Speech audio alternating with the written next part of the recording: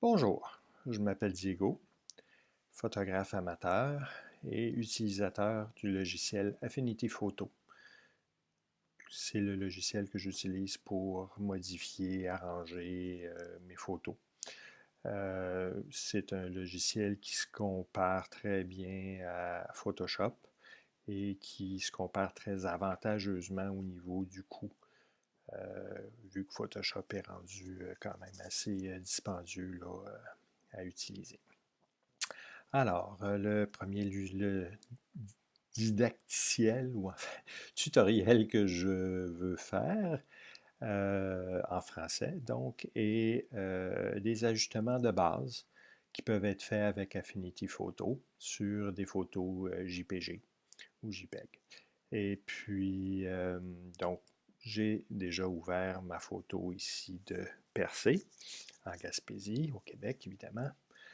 Et donc, les réglages qu'on va regarder ensemble sont ici. Je ne les ferai pas tous, je vais vraiment me concentrer sur ceux qui sont utilisés le plus fréquemment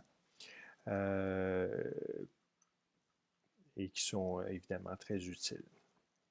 Alors, premièrement, on va commencer avec les niveaux de noir et de blanc. Alors, il y a première chose qu'on peut voir, c'est qu'il y a déjà des ajustements préfaits qui sont là.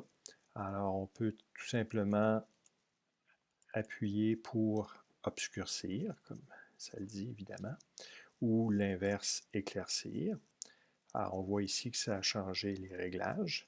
Si je reviens à celui par défaut, et je peux le faire moi-même, on voit ici que le blanc peut être comprimé pour éclaircir, mais aussi en même temps, le noir peut être comprimé pour obscurcir les zones plus foncées.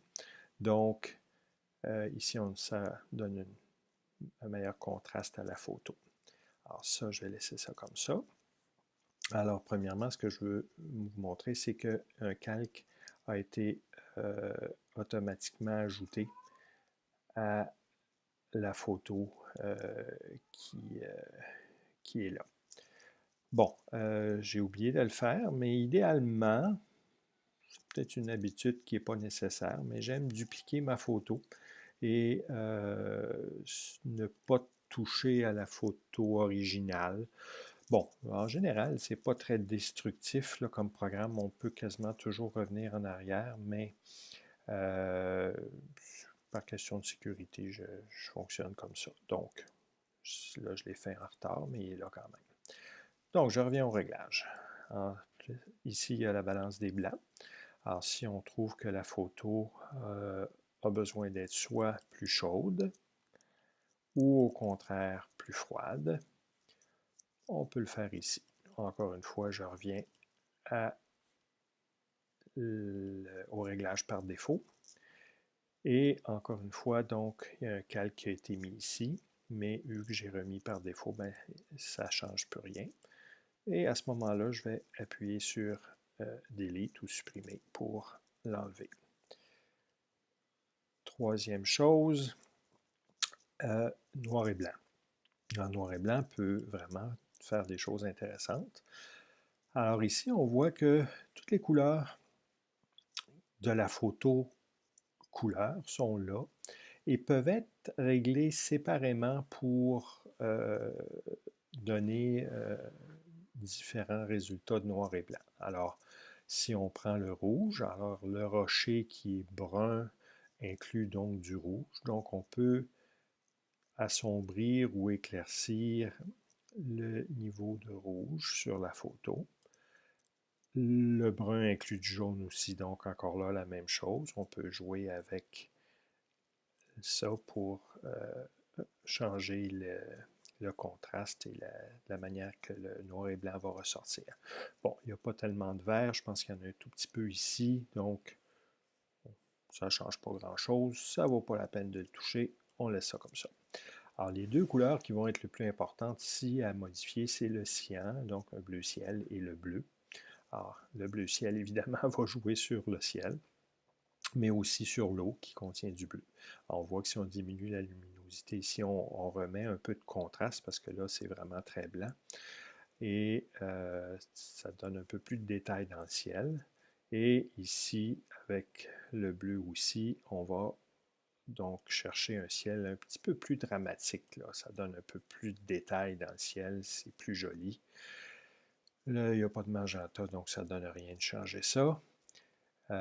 Donc, si je fais ça comme ça, donc, encore une fois, le calque est là, et on l'enlève, on le remet, noir et blanc, et on peut toujours retourner aussi à chaque réglage indépendamment. Et encore une fois, je peux jouer ici avec mon niveau de blanc ou le noir, n'importe quand. Je vais enlever le noir et blanc, que je ne veux pas aujourd'hui. Je reviens aux autres réglages. Luminosité, contraste. Donc, on augmente la luminosité. Évidemment, ça devient très clair. On la diminue un peu.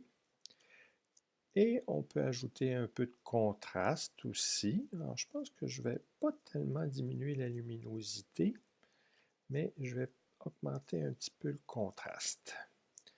Je trouve que ça donne une belle apparence un petit peu plus punchée. Alors, on remet ça comme ça c'est bon, celui-là je vais le laisser. La vibrance, c'est un ajustement qui est très intéressant. La vibrance, contrairement à la saturation, va prendre les couleurs et les rendre plus évidentes un peu, va les rendre plus lumineuses, mais sans trop, sans les rendre agressives, là. Donc, moi, j'aime beaucoup augmenter la vibrance des photos. Je trouve que ça fait vraiment, euh, donne une belle apparence là, aux photos, plus punchées aussi. Donc, ça va. Toujours le calque est là, évidemment. On revient au réglage. Bon, l'exposition, si on trouve qu'elle est trop foncée ou trop pâle, on peut ajouter ou enlever un stop, ou on peut le faire au niveau manuel. Je ne pense pas qu'il y ait besoin de jouer avec ça ici. Donc, on continue. Ici, on a les tons foncés et tons clairs. Donc, Shadows and Highlights en anglais. Les shadows, donc les tons foncés qu'on peut éclaircir ou encore, au contraire rendre encore plus foncé, et les tons clairs qu'on peut évidemment éclaircir et rendre un petit peu plus foncé aussi. Bon, donc encore là, je pense que ça, je vais le remettre à 0, où j'aurais pu faire défaut et l'enlever. Je ne ressens pas le besoin de jouer avec ça. Les deux derniers onglets que je voudrais aborder, donc, c'est les courbes. Alors, les courbes, ça peut être intéressant.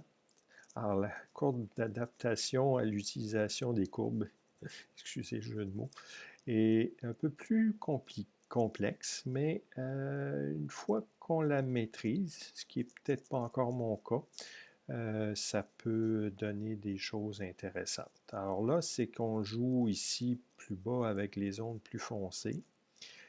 Ici, les tons moyens et ici avec les tons clairs. Donc, on peut changer l'intensité des zones séparément. Et encore une fois, là, je vais comparer. Ouais, pas ça. Alors ça, je vais le laisser allumer. Et dernière chose, donc, ici que j'aime des fois utiliser, c'est les corrections sélectives. Donc, ici, ce qui est bien, c'est qu'on peut vraiment choisir les différentes couleurs et les ajuster, les modifier séparément. Donc, si on prend le rouge, encore une fois, du rocher, je peux le rendre plus jaune ou enlever le jaune. Et aussi ajouter ou enlever du bleu, on peut jouer avec le magenta. Donc là, on rajoute des tonalités de magenta au brun. Là, on l'enlève. Et on peut jouer aussi avec le noir. Donc ça va rendre plus foncé ou plus pâle. Alors, ici, mettons, je laisse ça comme ça pour le rouge. Maintenant, le jaune. Alors, il y a du jaune dans le rocher aussi. Donc, on le rend encore plus jaune. On enlève le bleu. On joue avec la luminosité. Ça, je ne pense pas que ça vaille la peine. Et donc, le vert, on l'oublie. Le bleu ciel, encore une fois, on peut le rendre encore plus bleu. Le bleu de l'eau et du ciel aussi peuvent être encore plus bleus. Et on peut enlever le jaune aussi. On voit que ça fait une différence. Là, on a vraiment un bleu qui est très pur. Et ici, le blanc pour les nuages. Alors, si j'ajoute du bleu, ben là, je commence à perdre les nuages dans le ciel. OK? Donc, je vais plutôt faire ça et même plutôt rajouter un peu de jaune au blanc. Donc là, on fait ressortir les nuages du ciel qui, lui, est devenu très, très bleu là, avec les ajustements qu'on a fait. Alors, on revient aux couches, au calque, et si je décoche, ça donne ça. Si je coche, ça donne ça. Les niveaux, les courbes, l'exposition. Ah, l'exposition, c'est vrai, j'avais rien fait, donc je vais l'enlever. La vibrance et la luminosité et contraste. Donc, si je prends toutes ces couches-là et que je les décoche tous, on a ma photo originale qui est somme toute maintenant paraît beaucoup plus fade, mais et qui là est beaucoup plus punchée, beaucoup plus vivante. Alors, et chaque réglage, on peut retourner comme on veut pour refaire des modifications, soit individuelles. Alors, si je décide de changer juste au niveau vibrance, bon, j'en rajoute encore plus, ou là, j'en enlève un peu. Là, évidemment, c'est presque fade. Donc, je peux rejouer avec chaque réglage indépendamment. Je peux aussi, je pourrais décider d'avoir un réglage de diminuer l'opacité du réglage. Mais dans le cas de ces réglages-là, ce n'est pas vraiment quelque chose qui est intéressant de faire. Donc, c'était mon premier tutoriel sur certains réglages de base de Affinity Photo. Merci. Si vous appréciez, abonnez-vous et n'hésitez pas à cliquer j'aime. Soyez indulgents, c'est mon premier. Alors, j'essaierai de m'améliorer avec le temps. Merci, bonne journée.